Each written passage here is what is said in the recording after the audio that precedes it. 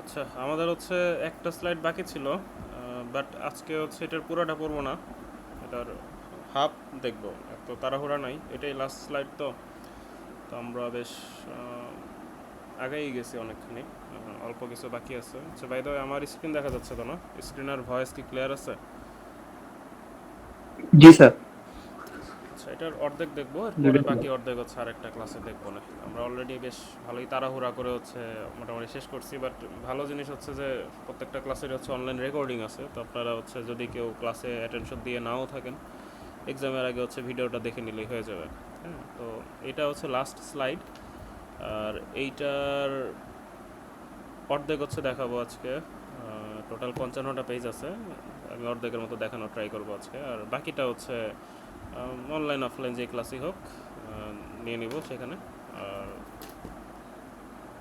যদি হচ্ছে অফলাইনেও নেই, আমি পরে অনলাইনে একসময় রেকর্ড করে দিয়ে দিব না, তাইলে হচ্ছে সবগুলা ভিডিও হচ্ছে আপনাদের অ্যাভেলেবল থাকবে, পরে হচ্ছে যদি দরকার হয় দেখে নিতে পারবেন। So, এটা তো সিলেবাসে ছিল, তাই না? সায়েন্টিফিক রাইটিং লেকচার 16, হ্যাঁ এটাই হচ্ছে লাস্ট। হ্যাঁ, এটার পরে আর নাই। ওকে, আমি হচ্ছে শুরু করি। সায়েন্টিফিক রাইটিং মানে হচ্ছে আপনি ওই যে আপনার থিসিস, তারপর হচ্ছে কনফারেন্স, জার্নাল যাই বলেন, হ্যাঁ ওগুলোতে হচ্ছে যা করেন, যেটা লেখেন, ওইটাই মূলত সায়েন্টিফিক রাইটিং।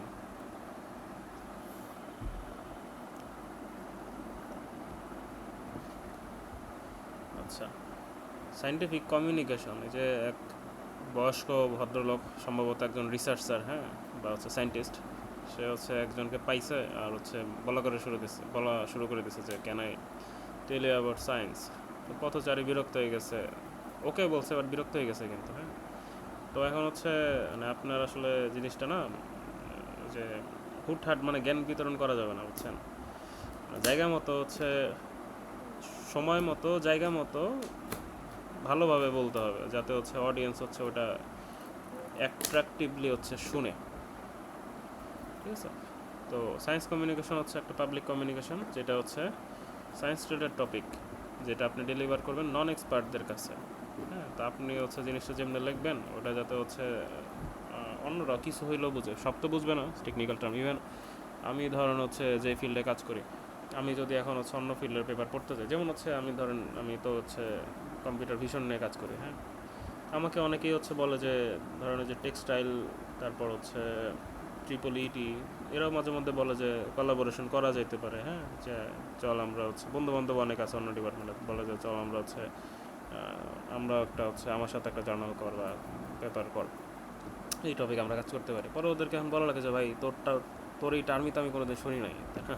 স্বাভাবিক না? ও যদি টেক্সটাইলের স্টুডেন্ট হয়, বা সে যদি হচ্ছে ইটিসি বা হচ্ছে ট্রিপল স্টুডেন্ট হয়, এখন ওরা যদি হচ্ছে এরকম ইলেকট্রিক্যাল সার্কিট নিয়ে চলে আসে আমার কাছে, তারপর হচ্ছে রোবোটিক্স নিয়ে চলে আসে, ইটস কোয়াইট কমন যে আমি আসলে এটা নর্মাল, এটা তাই না, যে আমি আসলে এটা বুঝবো না। তো এটা হচ্ছে কথা। তো ওটা হতেই পারে, বাট মানে কিছু কিছু জিনিস যাতে হচ্ছে মানে মানুষজন বুঝে, সাধারণ মানুষের যাতে বুঝে, ওইভাবে লিখতে হবে। মানে জিনিসটাকে হচ্ছে যতটা সিম্পল পারা যায় ওভাবে লিখতে হবে। আচ্ছা, রাইটিংয়ের হচ্ছে কিছু ধাপ আছে। প্রথমে হচ্ছে প্রি রাইটিংয়ের মধ্যে হচ্ছে আপনি কোনো কিছু প্রথমেই একদম ভালো মতো লিখে ফেলবেন না। এটা হচ্ছে একটু রাফলি লিখবেন, যেটার হয়তো বা প্রপার অর্গানাইজেশন থাকবে না, গ্রামার ঠিক থাকবে না, বা হয়তো বা কমপ্লিট সেন্টেন্সও থাকবে না, ওইটাকে বলা হচ্ছে প্রি রাইটিং। ওইটা লেখার পরে তারপরে হচ্ছে আপনি চিন্তা করেন যে রাইটিংয়ে যে চিন্তা করেন যে জিনিসটাকে কেমনে কি অর্গানাইজ করা যায়, কীভাবে হচ্ছে লিখলে পড়তে ভালো লাগে, গ্রামাটিক্যাল মিস্টেক ঠিক করা, তারপর আবার রিভাইজ করা যে ঠিকঠাক আছে কিনা। সেটা আপনার এক ফ্রেন্ডের সাথে মিলে বসে রিভাইজ করতে পারেন যে এখানে এই চেঞ্জ, ওখানে এই চেঞ্জ করা যায়। তারপর আবার ওইটা আবার ঠিকঠাক করে লেখা। প্রুফরিড, হ্যাঁ, প্রুফরিড হচ্ছে হলো আপনার ফাইনাল চেক আপ, যে যা লেখছেন ঠিক আছে কিনা, ওইটাকে বলে প্রুফরিড। তো ফাইনালি হচ্ছে যেটা লেখছেন ওটা আবার প্রুফরিড করতে হবে। তো প্রুফরিডের পরে হচ্ছে আপনার ওই যে ফাইনালি ধরেন পাবলিশ করে দেবেন কোথাও এক জায়গায়। সায়েন্টিফিক রাইটিং হচ্ছে লিটারেরি রাইটিং না। লিটারেরি রাইটিং মানে হচ্ছে বোঝায় হচ্ছে সাহিত্যকর্ম, হ্যাঁ, এটা সাহিত্যকর্ম না, গল্প লেখা না। এটা হচ্ছে এটা একটু ডিফারেন্ট আর কি। তো কেন ডিফারেন্ট ওইটা আই গেস আপনারা জানেন। হ্যাঁ, কারণ সাহিত্যেও যে বলে না যে পাগলে কিনা বলে ছাগলে কিনা খায়, আর কবি কিনা বলে, বা কবি কিনা হচ্ছে ধরেন যে লেখে আর কি। তো মানে সাহিত্য অ্যাকচুয়ালি মানে আপনি সাধারণ মানুষের জিনিসটা আসলে বোধগম্য হবে না সবসময়। এক একজন দেখবেন একজন কবি হয়তো বা কোনোভাবে একটা জিনিস হয়তো বা লেখছে যে হয়তো সে 5টা লাইন লেখছে, তার মধ্যে 4টা লাইন সে হচ্ছে মানে আসলেই তার মধ্যে হচ্ছে কোনো একটা বিষয় নিয়ে হচ্ছে কি বলে চিন্তা আসছিল, সেটার উপরে বেস করে সে লেখছে। আরেকটা লাইন হয়তো বা সে শুধু শুধু লেখছে কোনো কারণ ছাড়াই, জাস্ট শব্দ মিলানোর জন্য। কিন্তু ওই জিনিস যখন হচ্ছে মানুষ ধরেন মূল ভাব বের করতে যাবে, তখন ওইটার একটা মিনিং বের করে বসে থাকবে, আরেকজন আরেকটা মিনিং বের করবে। তো ওইটার অ্যাকচুয়ালি এরকম মিনিং সবসময় বের করা যায় না, কারণ ওইটা মানুষ বের করছে, এখন একজন কবি বের করছে, তার কিছু একটা লিখতে মন চাইছিল, লিখে ফেলছে। তো সবসময় যে ওইটার মিনিং থাকবে এরকম না, তাই না? তো আর ওইটা সব একজন হচ্ছে ধরেন একভাবে এক এক জিনিস আসলে বোঝাইতেই পারে, এক এক কবি এক একভাবে, তাই না? তো ওই জিনিসের ধরেন সবার পক্ষে আসলে ওটা ক্যাচ করা পসিবল না হয় স্বাভাবিক। সিম্পল জিনিসও হয়তো বা ক্যাচ করতে পারবে না। তো কবিতা হচ্ছে ধরেন শ্রুতিমধুর করাটাই মানে শ্রুতিমধুর থাকে, যেটার জন্য ছন্দ মিলাইতে হয়। তো অনেকে অনেকভাবে ধরেন হচ্ছে লেখে। আর সাইন্টিফিক রাইটিং তো ওরকম না। সাইন্টিফিক রাইটিংয়ের মেইন উদ্দেশ্য থাকবে যে যতটা সিম্পলভাবে আপনার কমপ্লেক্স টাস্কটাকে হচ্ছে ইজিলি হচ্ছে মানুষের কাছে বোঝাই দেওয়া যায়। তো ওই জন্য আর কি দুটো ডিফারেন্ট জিনিস। রিপিটেশন হচ্ছে করেন না, রিপিটেশন করলে আসলে খুবই বিরক্ত লাগে।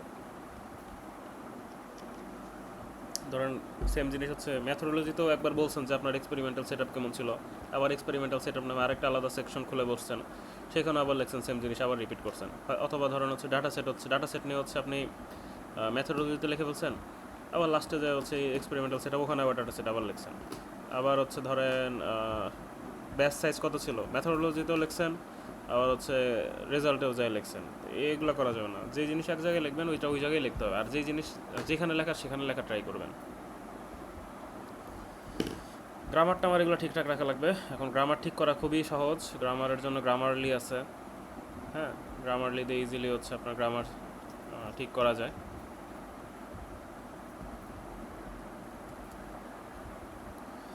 ফিগার আর টেবিল এগুলো হচ্ছে যাতে যথাযথ, যাতে হচ্ছে আপনার কি বলে মিনিং মিনিং যাতে হয়, মিনিংফুল যাতে হয়।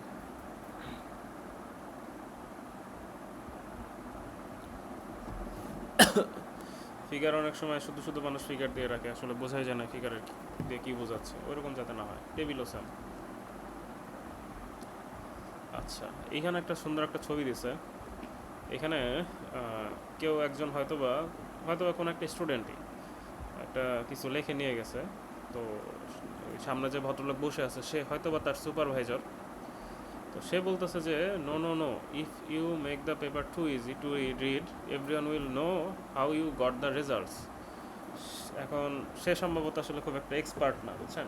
তার যে সুপারভাইজার আছে, হইতেই পারে সবসময় যে এক্সপার্ট সুপারভাইজার আপনার কপালে জুটবে তা না। তো সে বলতেছে যে এত ইজি ওয়ার্ড ইউজ করলে হবে না, কঠিন ওয়ার্ড লিখতে হবে যাতে মানুষ মনে করে অনেক নানা জানি কী করে ফেলছে। বাট এটা অ্যাকচুয়ালি ভুল, ঠিক আছে? এই কাজ করা যাবে না। ওই যে সামনে যেই বড় বড় গোফলা ভদ্রলোক বসে আছে, সে অ্যাকচুয়ালি নিজেও তেমন কিছু জানে না, ঠিক আছে? এই কাজ করা যাবে না, এটা ভুল হয়। আচ্ছা, এরপরে হচ্ছে আপনার লেখার সিকোয়েন্স কিন্তু অনেক ইম্পর্ট্যান্ট। এখানে একটা লেখা আছে, দেখেন কী বলছে। In the current paper, the initial PID parameter values are obtained by Ziegler-Nichols tuning method. The measurement of initial PID parameters is a key issue of the optimization process of PID parameters. If the initial values are inappropriate, the optimization may take longer time and even may not converge at all. এখানে কিছু problem আছে। প্রবলেমটা হচ্ছে এখানে যে correct করে দিয়েছে এইভাবে। প্রবলেমগুলো কী ছিল? আচ্ছা, প্রবলেমগুলো এভাবে আলাদা বলে নাই।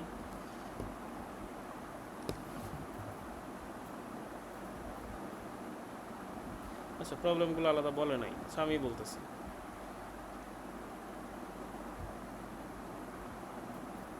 প্রথমত এটা হচ্ছে লজিক্যাল ফ্লোতে একটু প্রবলেম আছে। হ্যাঁ, যেমন হচ্ছে ধরেন প্রথমে যে বলছে যে in the current paper blah blah ব্লা যে লেখছে, এটা কিন্তু মেইন ধারণা দেয় না। মেইন ধারণা কই দেয়? মেন যে কাজটা সেটা নিয়ে ধারণাটা কোথায় দেয়, মানে হচ্ছে যে আপনি পিআইডি প্যারামিটার বা এগুলোর মেজারমেন্ট আসলে কিসের জন্য, কি মানে জিনিসটা কি এটা বোঝানো, এটা আগে মেন কাজ। ওই জন্য দেখেন ডান পাশে কী করছে,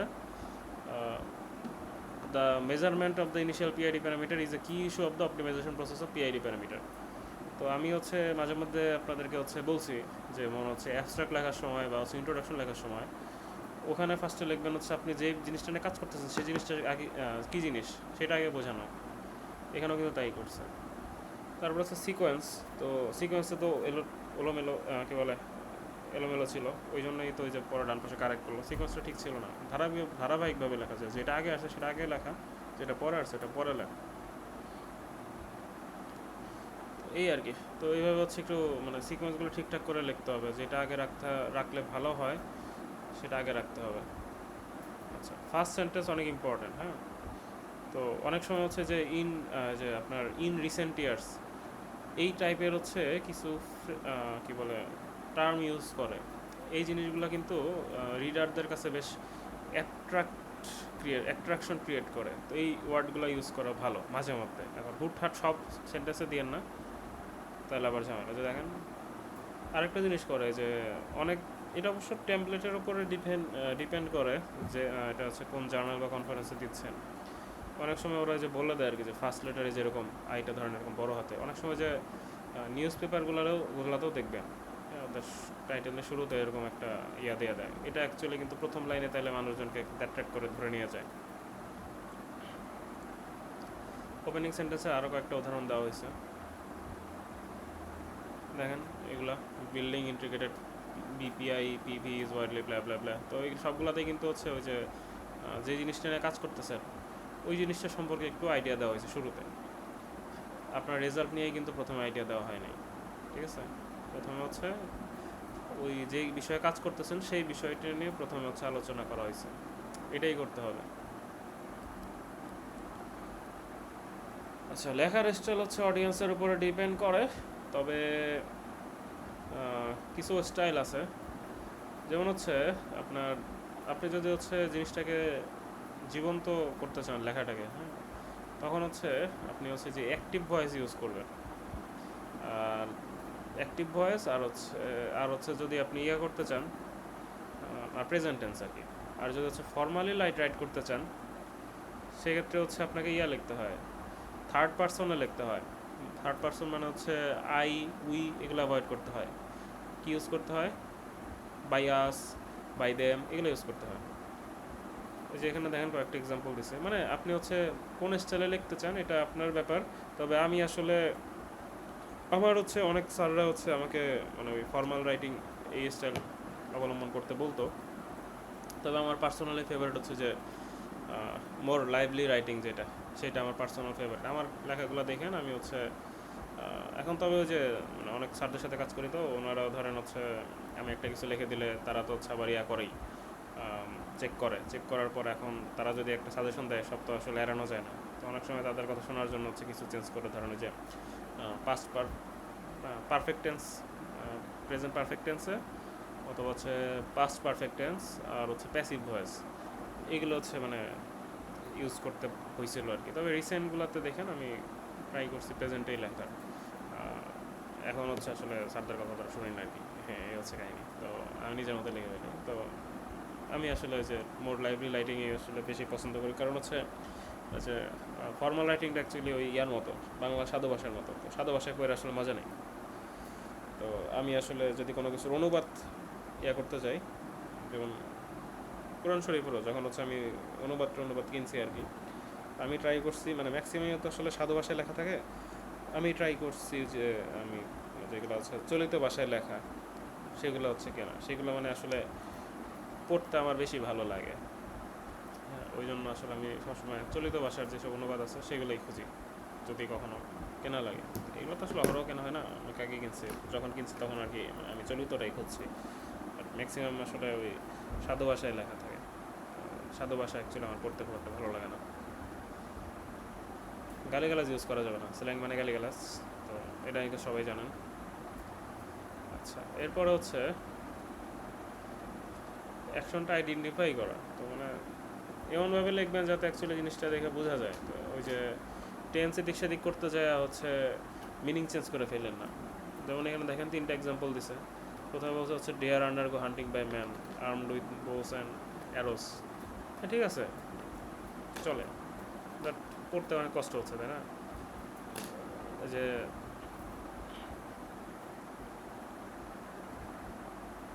লাস্টে দেখেন এই যে একটা ইয়ে দিছে, a man hunter hunts deer with bow and arrows. এটা অ্যাকচুয়ালি মোর সিম্পলিফাইড অ্যান্ড পড়তে হচ্ছে আসলে ইজি, তাই না? আর হচ্ছে এটা অ্যাকচুয়ালি কিন্তু কারেক্টলি অ্যাকচুয়ালি ওটার যে মূল ভাবটা আছে ওটা কিন্তু ভালো মতো বোঝাচ্ছে। সায়েন্টিফিক রাইটিংয়ের কিছু ক্যারেক্টারিস্টিক্স নিয়ে এখানে কথা বলা হচ্ছে। প্রথমে আসে হচ্ছে এক্সপ্লেনেশন। আপনার এখানে টার্গেট অডিয়েন্সকে আপনি কিসের উপর মানে ভিত্তি করে আসলে জিনিসটা কীভাবে এক্সপ্লেন করবেন, সেটার প্রথম জিনিস হচ্ছে যে টার্গেট অডিয়েন্সকে সেটা দেখবেন তারা আসলে কি জানে, আর আর ওইটা কীভাবে কাজ করে সেটা তো অবশ্যই বলা লাগবে। আর তারা কি জানে সেটা নিয়ে আপনি একটা চিন্তা করতে পারেন। তাদের ওইটা জানার উপরে বেস করে হচ্ছে আপনাকে ধরেন ডেলিভারিটা করতে হবে। যেমন হচ্ছে ধরেন আপনি কোয়ান্টাম নিয়ে হচ্ছে কিছু একটা করছেন, কারণ হচ্ছে আপনার সামনে যারা বসে আছে তারা হায়েস্ট ইমেজ ক্লাসিফিকেশন আর সেগমেন্টেশন জানে। তো কোয়ান্টামের কিছু টার্ম আছে, তাই না? অনেকগুলো টার্ম আছে।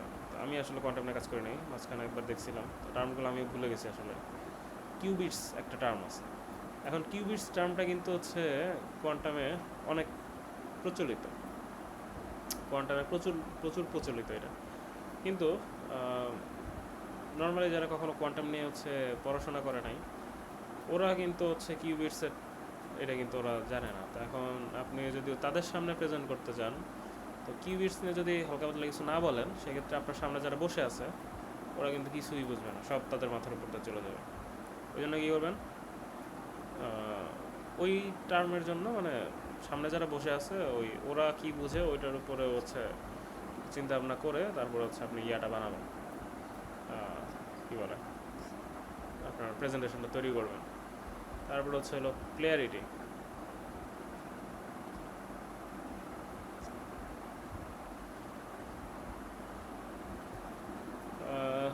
সেন্টেন্সগুলো কমপ্লিট হইতে হবে, ঠিক আছে?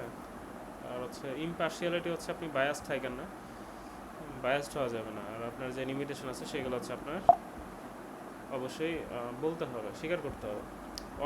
অর্ডার নিয়ে আগেই বলছি, মানে সিকোয়েন্সটা ঠিক রাখা লাগবে। অ্যাকিউরেসি, আপনার ইনভেস্টিগেশনগুলো হচ্ছে রিপিটেবল হইতে হবে। আর হচ্ছে কনক্লুশনগুলো অবশ্যই ভেরিফায়েবল হতে হবে, যেটা আপনি দাবি করছেন সেটা।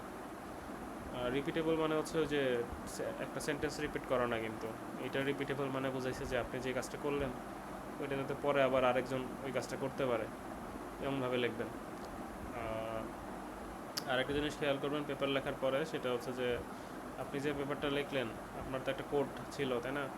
আপনার পেপারটা পড়ে যাতে আপনার কোডটা আবার আরেকজন নতুন করে লিখতে পারে ওইটার দিকে খেয়াল রাখতে হবে। Objectivity, statements should be objective based on the evidence and not subjective based on the imagination.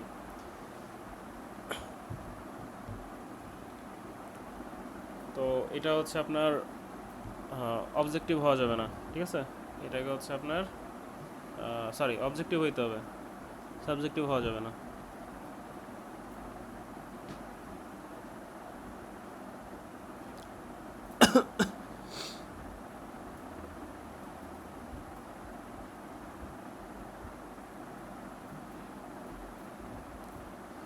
এটার মানে হচ্ছে আপনার আপনি হচ্ছে যা লিখবেন, হ্যাঁ, সেটা হচ্ছে প্রমাণের উপর ভিত্তি করে লিখবেন। হ্যাঁ, তো মতামত আছে না যে অন্যদের ওপিনিয়ন নেওয়া, আনসাপোর্টেড ওপিনিয়ন, তো ওপিনিয়নের উপরে বেস করে হচ্ছে কিছু বলা যাবে না, আপনার হচ্ছে যথাযথ প্রুফ থাকা লাগবে। এই যে যদি কোনো হাইপোথিসিসের এগেনস্টে যদি আপনার প্রমাণের স্বল্পতা থাকে, সেইটাতে হচ্ছে আপনি ওটাকে একটা ওপিনিয়ন হিসেবে হচ্ছে স্টেট করবেন, অথবা হচ্ছে স্টেট করারই প্রয়োজনীয়তা নাই। ওকে, সিম্পল রাখতে হবে। কাজটাকে, এটা অনেক আগেও বলছি। আর হচ্ছে গালিগালাজ ইউজ করা যাবে না, সেটাও আগে বলছি। আর হচ্ছে অপ্রয়োজনীয় বাহুল্য বর্জন করতে হবে। অপ্রয়োজনীয় অলংকারিত করা, বা ধরেন এক জিনিস যেটা একটা ওয়ার্ডে লিখলে হয় সেটা হচ্ছে 14টা লাইনে লেখা, এটা ঠিক না, ঠিক আছে। আর যদি আর ফিগার বেশি বেশি ব্যবহার করবেন, ভিজুয়ালাইজেশন, হ্যাঁ ভিজুয়ালাইজেশনটা ইম্পর্টেন্ট। যদি হচ্ছে আপনার কি বলে, যদি কোনো কিছু হচ্ছে লিখে বোঝাইতে কষ্ট হয়, সেক্ষেত্রে হচ্ছে ওইটা ফিগার অ্যাড করা। যেমন হচ্ছে আমরা মডেলের ডায়াগ্রাম কেন দিই পেপারে, কারণ হচ্ছে মডেল আসলে জিনিসটা to be to be very কী বলে, ওটা অনেক complex to be explain just in text. Okay, so we need algorithms or a pseudocode, or better if you draw a diagram, right? ওই জন্য আমরা হচ্ছে আর্কিটেকচারগুলোর হচ্ছে আমরা ইউজ করি, ফিগার ইউজ করি আমাদের সুবিধার্থে।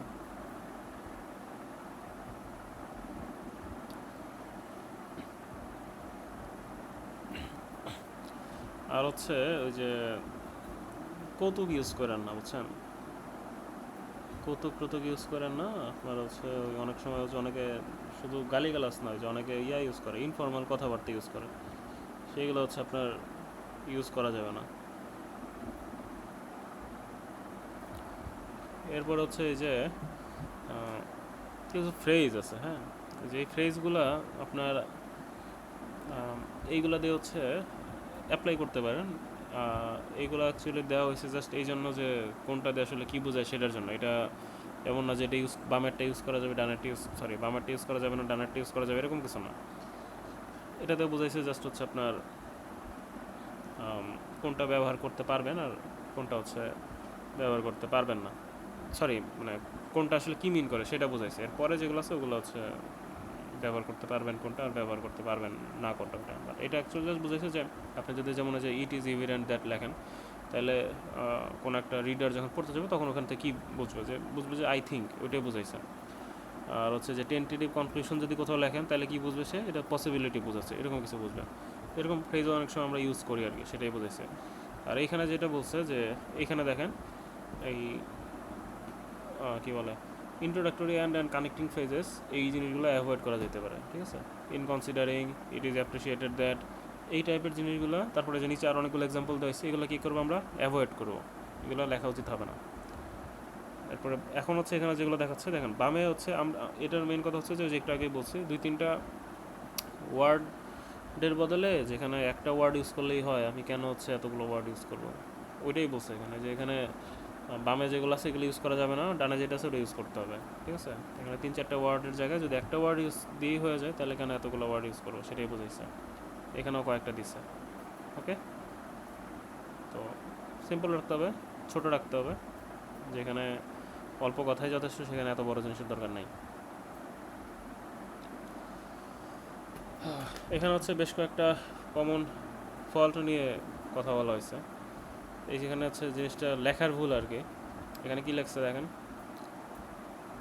the complaint of the examiners that students cannot write good English applies, I think, mainly to science students, as their ability lie outside the literature. It is not surprising that science student write badly. কারণ হচ্ছে সে কিন্তু একটা opinion express করে ফেলছে প্রথমে, হ্যাঁ, মানে বেশ মানে বড় মুখ নিয়ে হচ্ছে একটা কথা বলে ফেলছে। বলার পরে সে বলছে যে সে মনে করে, হ্যাঁ, তাতে সে হচ্ছে এত বড় নিয়ে হচ্ছে জিনিসটা দাবি কেন করলো, এটা কিন্তু তার ঠিক হয় নাই। পরে কিন্তু সবাই স্বীকার করছে যেটা ওপিনিয়ন ছিল, পরে হচ্ছে স্বীকার করছে যে এটা একটা ফ্যাক্ট ছিল। তো এই কাজ করা যাবে না। তো এনাফ এভিডেন্স কিন্তু তার ছিল না, সে যে প্রথমে যে কথাটা দাবি করে বসলো সেটার ব্যাপারে, সেটা হচ্ছে এত শক্তভাবে না বলে একটু সফটলি বলা যেত, বুঝে গেছে। আচ্ছা, এরপরে হচ্ছে এটা অনেক বড় একটা টেক্সট, আচ্ছা তাও বলি। এটা হচ্ছে যে ড্রাইভিং নিয়ে কথাবার্তা বলছে আর কি, হ্যাঁ। তো ড্রাইভিং নিয়ে কথা বলছে, ভেতরে ঢুকলে দেখবে যে ড্রাইভারে কী করা উচিত না সেগুলো নিয়ে বলছে। বাট কারণ হচ্ছে যা লেখছে এত জটিল করে ফেলছে যে মিনিং আসলে অনেক আনক্লিয়ার হয়ে গেছে। তারপর হচ্ছে এখানে আরও কিছু কথা বলছে যেটা অ্যাকচুয়ালি ড্রাইভারের পক্ষে পসিবল না, যেমন হচ্ছে এখানে লেখছে যে his minimum stopping zone must accord with the objective possibilities. এখন এত কি বলে, এত তো আসলে কেউ মানুষ খালি চোখে তো আসলে এত ক্যালকুলেট করতে পারে না যে মিনিমাম এত কিছু মেনটেন করা যায়, তাই না? তো এটা অ্যাকচুয়ালি টাফ। আর হচ্ছে অনেক জটিল করে অনেক বড় কথা লিখছে। এই জিনিস আরও অল্প ভাষায় কিন্তু আসলে লেখা যেত যে ড্রাইভার আসলে কীভাবে সতর্কতার সহিত গাড়ি চালাতে পারে। আননেসেসারি কমপ্লেক্স করে ফেলছিল আর কি ওইটাকে। আর এখানে দেখেন কী লাগছে, much of the Romagna of Italy for instance which was fully populated in ancient times was only restored to its ancient population and productivity by great efforts in the present century. কারণ হচ্ছে এখানে লেখছে এখন fully populated মানে how many, কী বোঝাইছে এগুলো কিন্তু বোঝা যায় না। ভেরি পপুলেটেড দিতে পারতো, ফুললি পপুলেটেড আবার কী জিনিস। ইন এনশিয়েন্ট টাইমস দিছে, বাট হোয়েন বলা নাই। এগুলো আর কি, এগুলো আসলে খুবই স্লাইট মিস্টেক, এগুলো অ্যাকচুয়ালি খুব একটা মিস্টেকও না। যাই হোক দিচ্ছে যখন দেখতেই পারেন।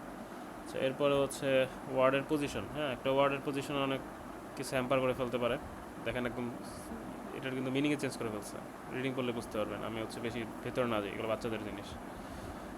আচ্ছা, এই যে ট্রান্সলেশন দিয়ে দিয়েছে আর কি, কোনটা কি মিন করে, যাই হোক এগুলো ম্যাটার না। এরপর হচ্ছে অর্ডার ম্যাটার করে। আর অর্ডার এই যে যেমন হচ্ছে এখানে লেখছে যেটা, এই যে একটা এই সেন্টেন্সটা একটু রিডিং করে দেখেন। এখানে যে বাই এনভায়রনমেন্টাল হেলথ অফার্স, এটা যদিও যে উপরে যে ডাউনগ্রেডেড ওয়ার্ডটা দিচ্ছে, এটার আগে যদি দিত তাহলে জিনিসটা পড়তে আরও সুন্দর লাগতো। এগুলো হচ্ছে একটু ইম্পর্টেন্ট, কী ইউজ করা যাবে আর কী হচ্ছে ব্যবহার করা যাবে না। আমরা হচ্ছে ওই শব্দগুলো ব্যবহার করব, কারণ কি আগেই বলছিলাম যে আমরা ফার্স্ট পারসন অ্যাভয়েড করব, তো এই জন্য ওই ইউজ করা যাবে না। দিস হচ্ছে একা ইউজ করা যাবে না, যেমন হচ্ছে ধরেন আমরা দিস স্টাডি এভাবে ইউজ করব, ঠিক আছে, but this was done by us এরকম কিছু ব্যবহার না করি। ওকে, টু ইউজ এই টার্মটা একটু কম ইউজ করবো, মানে এটা অ্যাকচুয়ালি সেন্টেন্সটাকে করে দেয়, দুর্বল করে দেয়। টু ইউজ করাটা আসলে খুব একটা ভালো জিনিস না। আননেসেসারি এমফাসাইজ করেন না। রেজাল্টটা টু গুড বলার দরকার নেই, ঠিক আছে। রেজাল্ট ইজ গুড বা রেজাল্ট আর গুড দিলেই হয়, ভেরি গুড বলার কোনো প্রয়োজন নেই। ফ্যান্সি ওয়ার্ড ইউজ করবেন না, যেগুলো হচ্ছে ধরেন যেসব ওয়ার্ড হচ্ছে মিনিংফুল না সেগুলো ব্যবহার করার দরকার নেই। অ্যাডভার্টাইজিং অ্যাভয়েড করবেন। রেজাল্ট আসলে নিজেরাই যাতে এক্সপ্লেন করে নিজেদেরকে ওরকম যাতে হয় তাহলে ভালো হয়। আর ল্যাঙ্গুয়েজটা হচ্ছে অবজেক্টিভ রাখার ট্রাই করবেন। অ্যাকচুয়ালি কোনো ইনফরমেশন হচ্ছে এগুলো কিন্তু মেন করে না, বাট আমরা লেখালেখির সময় কিন্তু প্রায়ই হচ্ছে অ্যাকচুয়ালি এগুলো ইউজ করি। ইভেন হচ্ছে আমাদের সেমিস্টার ফাইনাল খাতায় কিন্তু বহুত দেখা যায়। আমি হয়তো জীবনে ইউজ করছি, বাট খেয়াল নেই হয়তো। এগুলো কিন্তু আসলে মিনিংলেস, এগুলো কোনো দরকারই নেই। তারপর যে সিমস দ্যাট এসেন্সিয়াল, এগুলোর দরকার নেই। তারপর হচ্ছে যে সামওয়াট, মেনি, গ্রেট ডিল, এইসব জিনিসেরও দরকার নেই। দ্যাট হুইচের বদলে আমার মতে দ্যাট ইউজ করা বেটার। তারপর হচ্ছে সেমিকলন কিন্তু পেপারে অনেক জায়গায় ইউজ করা যায় আপনারা, বাট আমরা কিন্তু সেমিকলনের ব্যবহার খুব একটা বুঝি না। আর সেমিকলন কিন্তু অনেক ব্যবহার হয় পেপারে, আপনারা হচ্ছে অন্য পেপার পড়তে গেলে দেখবেন। তো সেমিকলনের ব্যবহারগুলো একটু জেনে হচ্ছে সেমিকলন ব্যবহার করা, এটা কিন্তু কাজে দেবে অনেক বড় সেন্টেন্স লেখার সময় দেখা যায় যে সেমিকলন ইউজ করা যায়। সেক্ষেত্রে মানে হয়তো যেটা লিখতে 2 সেন্টেন্স লাগতো ওটা 1 সেন্টেন্সে হচ্ছে লেখা যায়, যে সেক্ষেত্রে ওয়ার্ড লিমিট কমে আসে। অনেক সময় আমাদের ওয়ার্ড লিমিট থাকে, যেমন অ্যাবস্ট্রাক্টে অনেক জার্নাল হচ্ছে 150, অনেক জার্নাল হচ্ছে 250 লিমিট করে দেয়। সেক্ষেত্রে এইগুলো ট্রিক্সগুলো কাজে দেয়। এখনও যদিও হচ্ছে এআই আছে, জাস্ট দিলেই হচ্ছে 250 ওয়ার্ডে কনভার্ট করে দেবে, খুব একটা কষ্টকর না। আচ্ছা, ইজি মানে হচ্ছে এক্সাম্পল বোঝায়, আই দিয়ে হচ্ছে দ্যাট ইজ বোঝায়, বুঝছেন। আই হচ্ছে অনেক পাবেন, ইজিও অনেক পাবেন। আই দিয়ে হচ্ছে দ্যাট ইজ বোঝায়, আর ইজি দিয়ে হচ্ছে এক্সাম্পল বোঝায়। Reduce expression of with of, হ্যাঁ, এটা যেমন দ্য রেজাল্ট অফ দ্য এক্সপেরিমেন্টের বদলে আমরা দ্য এক্সপেরিমেন্টাল রেজাল্টস এইভাবে ইউজ করতে পারি। ভার্বগুলো ডেসক্রিপটিভ হওয়া ভালো। আর হচ্ছে নতুন টার্মিনোলজি অ্যাপ্লাই করেন না, ঠিক আছে। যেগুলো হচ্ছে পরিচিত টার্মিনোলজি সেগুলোই আমরা ব্যবহার করবো বেশি। আচ্ছা, এখানে হচ্ছে দেখেন কিছু কথাবার্তা বলছে। অ্যাবস্ট্রাক্ট নাউন যেগুলো লেখাকে অনেক বেশি ফাজি করে ফেলে, এরকম কিছু লেখে না। দেখেন বামে যেটা লেখছে, ডান পাশেটা কত সিম্পলি লিখে বলছে। নাউনের হচ্ছে ক্লাসটা মানে অনেকগুলো নাউন নিয়ে হচ্ছে একটা জিনিস, এত কিছু লেখার দরকার নাই। এটাকে আমরা হচ্ছে এটা যদি লেখে নেই কিছু এরকম হচ্ছে মানে অনেক মাল্টিপল নাউন নিয়ে যদি একটা কিছু থাকে ওটাকে আমরা চাইলে যদি পসিবল হয় যেমন এটাকে কী লেখা যায়, We employed factor analysis data mining tool to identify leakage. Factor analysis data mining tool এটাকে হয়তো বা সিম্পলের কোনো নাম দিয়ে প্রকাশ করা যেত, এটার কথাই হয়তো বা বলছি। এরপর হচ্ছে প্রুফ রিডিং, এটা নিয়ে আগেও বলছি। প্রুফ রিডিং হচ্ছে পুরোটা পড়বেন, পড়ার পরে হচ্ছে মানে আপনি তো হচ্ছে অনেক চেক করে করেই লেখছেন, লেখার পরে ফাইনালি ধরেন হচ্ছে আরেকবার একটা প্রুফ রিডিং করতে হবে যে যা লেখছি ঠিক আছে কিনা, ওইটাই আর কি। আচ্ছা, বাকিগুলা আমরা হচ্ছে এরপর আর একটা ক্লাসে দেখি। অলরেডি 27টা স্লাইড হচ্ছে দেখা শেষ, আর হচ্ছে এই কয়েকটা বাকি আছে। এগুলো আসলে একটু বোরিং, হ্যাঁ, বাট হচ্ছে যেহেতু শেষ করতে হবে শেষ করে যাই। মাঝে মধ্যে তো ইন্টারেস্টিং ক্লাস নেওয়া হয়, তো এখন যেহেতু সিলেবাসে আছে একটু পড়তে হবে। বাকিগুলো হচ্ছে আমরা আরেকটা ক্লাসে দেখে ফেলবো। আচ্ছা, এখন হচ্ছে আমি একটু নিয়ে বলি, আপনাদের এই যে কুইজ আছে তো শনিবারে, তো কুইজ নিয়ে আমি একটু কথা বলি।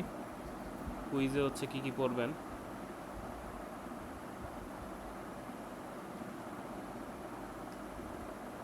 কুইজের তো হচ্ছে যে দুইটা স্লাইড দিয়েছি, থিসিস রাইটিং আর হচ্ছে রিসার্চ প্রপোজাল।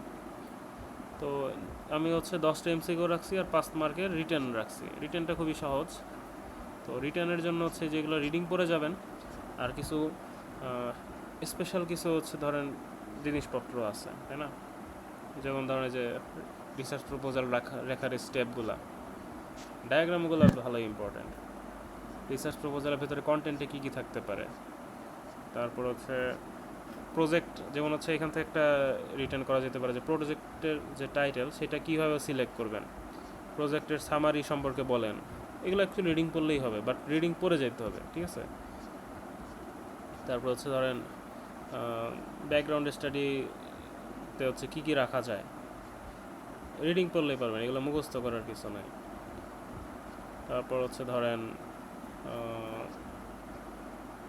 সব রিডিং পড়তে হবে, রিটেনের জন্য কী কী পড়া যাইতে পারে সেই ব্যাপারে আমি কথা বলতেছি। আচ্ছা, রিসার্চ প্ল্যান কী জিনিস, রিসার্চ প্ল্যান কীভাবে করতে হয়, এগুলো একটু রিডিং পড়বেন। ডাটা অ্যানালাইসিস কীভাবে কী করতে হয়, রিডিং পড়ে যাবেন। বাজেট থেকে কোশ্চেন হইতে পারে যে কি বলে একটা সাকসেসফুল প্রজেক্ট, কি বলে প্রজেক্ট হচ্ছে অ্যাপ্রুভালের ক্ষেত্রে বা হচ্ছে অ্যাকসেপ্টেড হওয়ার ক্ষেত্রে বাজেটের ইম্প্যাক্ট কী, এই ধরনের রিটার্ন আসতে পারে।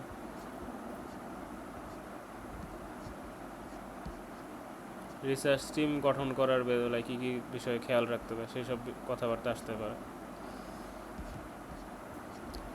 অ্যাপেন্ডিক্সের ইম্পর্টেন্স আসতে পারে, ঠিক আছে?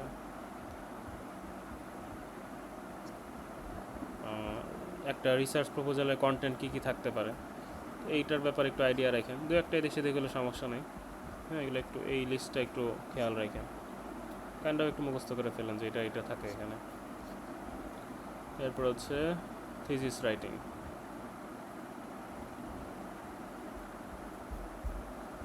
থিসিস রাইটিংয়ে হচ্ছে রিডিং তো সবই পড়তে হবে। অ্যাট্রিবিউটস হবে গুড থিসিস কী কী হইতে পারে এটা পড়বেন। তারপরে হচ্ছে থিসিসের স্ট্রাকচার নিয়ে জিজ্ঞাসা করতে পারে, স্ট্রাকচারগুলো এগুলো খেয়াল রাখবেন, এগুলো আপনারা আই গেস ভালো মতোই জানেন।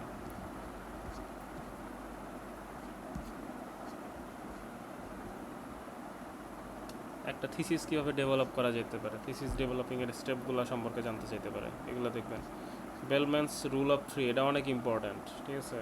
এটা ফাইনালের জন্য অনেক ইম্পর্ট্যান্ট, এটা অনেক ভালো করে দেখবেন, এটা অনেক ইজি, হ্যাঁ, সিম্পল একটা জিনিস, এটা অবশ্যই দেখবেন ভালো করে। নেস্টেড আওয়ার গ্লাস মডেল, এই মডেলটা সম্পর্কে জানতে চাইতে পারে, এটাও অনেক ইম্পর্ট্যান্ট, প্রচুর ইম্পর্ট্যান্ট একটা টার্ম, এটাও দেখবেন, ঠিক আছে?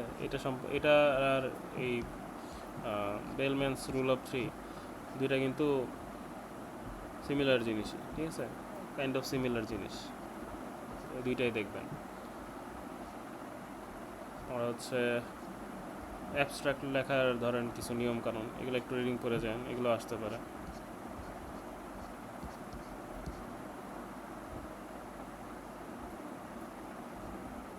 এগুলো রিডিং করতে হবে, রিডিং করলে যে কোনো কোয়েশ্চেন আসলেই লিখতে পারবেন।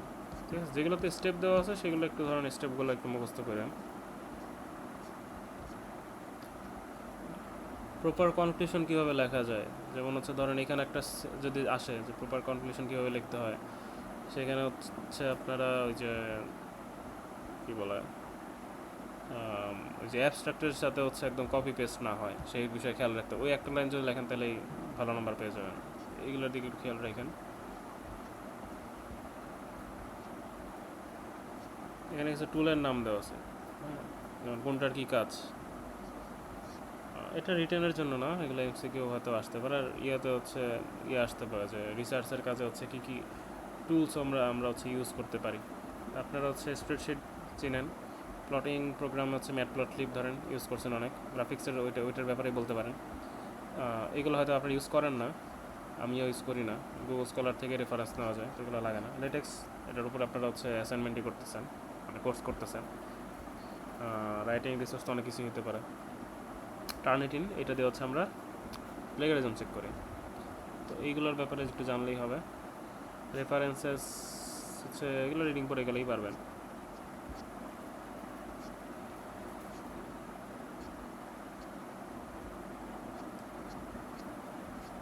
এগুলো একটু রিডিং করে যাবেন, ঠিক আছে, এগুলো একটু রিডিং করে যাবেন। এই জিনিসটা একটু দেখেন, এটা মুখস্থ হয়তো করা লাগবে না, বাট মানে কোথায় কী আছে একটু জানার জন্য এটা অনেক কাজের জিনিস, এই জিনিসগুলো দেখে যায়। এটা মুখস্থ বলতে এটা হচ্ছে ফাইনাল সেমিস্টারের জন্য মুখস্থ করে লাগতে পারে, বাট কুইজে মুখস্থ করতে হবে না। তো একটু দেখেন এই জিনিসটা, হ্যাঁ, ডায়াগ্রামটা দেখেন, ডায়াগ্রামগুলো একটু ইম্পর্ট্যান্ট আর কি, ঠিক আছে। আচ্ছা, এইটা দেখা লাগতে পারে যে আপনার পেপারটা এক্সামিনার হচ্ছে কীভাবে স্ক্যান করে, কোনটার পরে কোনটা আসে, ওই ব্যাপারে একটু পড়াশোনা করা। তো এইটা একটু দেখেন, এই লিস্টটা যে কোনটার পরে কী চেক করে রিভিউয়াররা, ঠিক আছে, এটা একটু দেখেন। এটা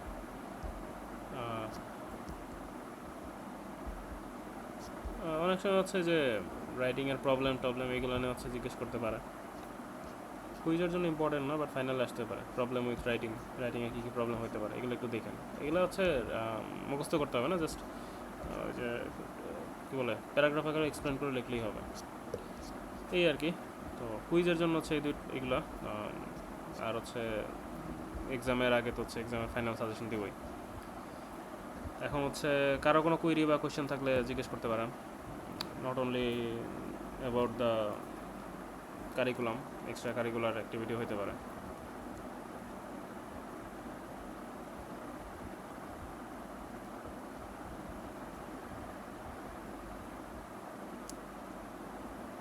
ওকে, আই গেস কারো কোনো কুইরি নাই, আপনারা তাইলে হচ্ছে লিভ নিতে পারেন। আজকে তো সবারই ফুল অ্যাটেন্ডেন্স, ইউ ক্যান লিভ। যদি কোনো কোয়েশ্চেন থাকলে করতে পারেন, নাহলে হচ্ছে লিভ নিতে পারেন।